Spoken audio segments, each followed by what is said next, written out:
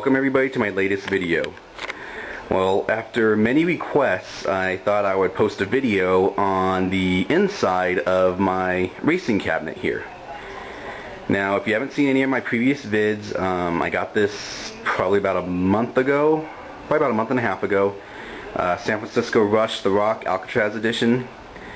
And like I said, I got multiple requests. People want to see how the inside works, so thought I'd start the video. So give me a second while I pull the machine out. Okay, here we are. I got my cabinet pulled out, and let me give you a little bit of info about these large cabinets here.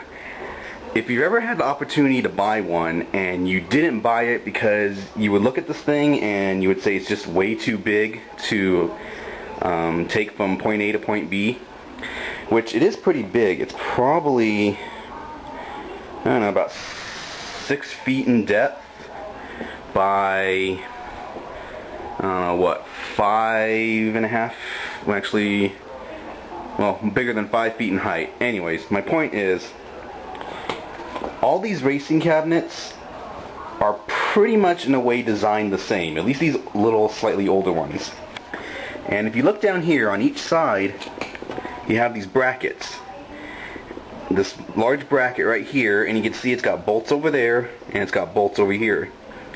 In this case I only have one bolt, but if you pull these bolts out and on the other side pull those bolts out, this whole unit from here back to here, this whole seating unit can actually slide out.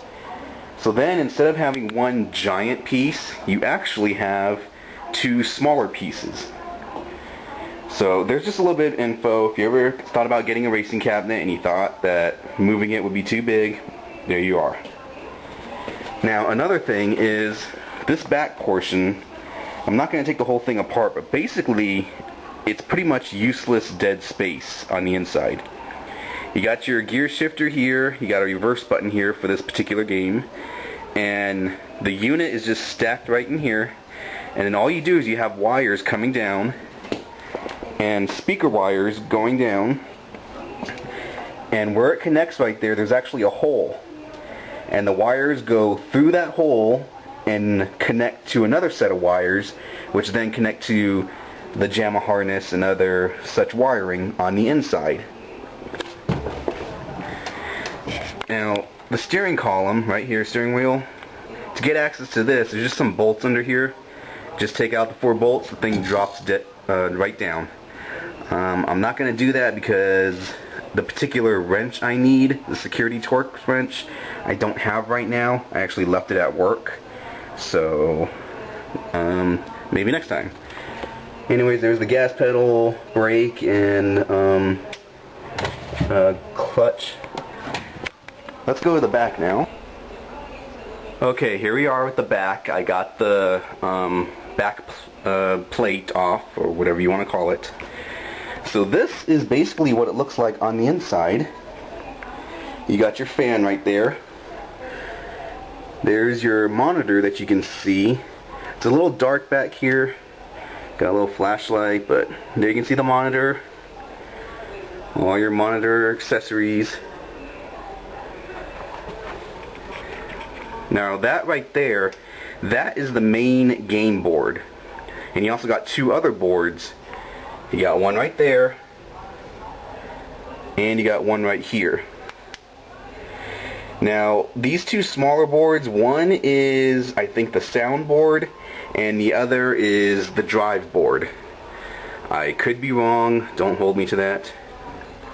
Your basic power supply, which when I got this I replaced the power supply. And here's the hard drive to the game, and I replaced the hard drive too. I really didn't need to, but I basically just wanted a newer hard drive.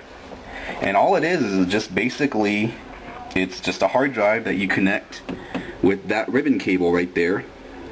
And to power it up, there's the cable that connects to the power supply.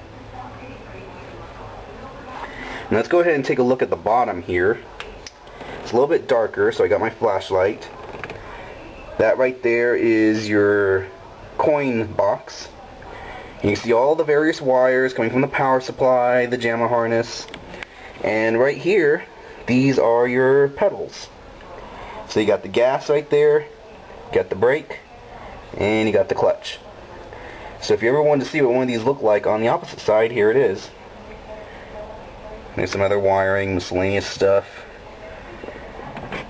There's the transformer right there.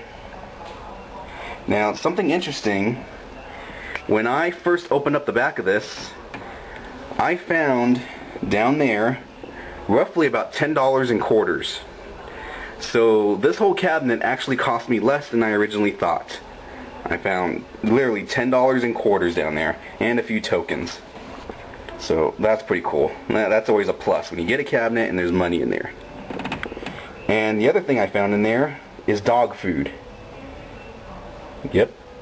Why there would be dog food inside an arcade cabinet, I have no clue. But I found about 2 handfuls of dog food. So your guess is as good as mine. Now you see this cable right here?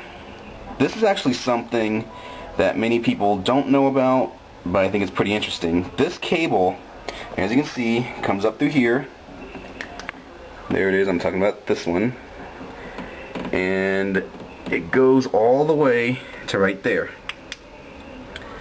And if you're wondering what that cable is, this is the cable that you use to connect multiple cabinets, so one cabinet can race against another cabinet. Let's see if I can get the cable. See, it's nothing more than, you know, your basic computer internet cable. Seems that way anyways. But yeah, let's just throw that back in there. So there's the back of the cabinet. We got some old stickers, Atari games. But yeah, like I said, after many requests, I finally decided to pop this open and make a video. If you have any questions, let me know, and I will do my best to answer them. Once again, there's the bottom.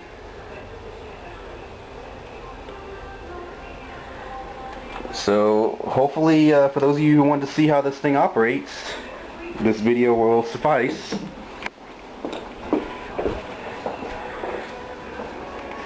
And there you go.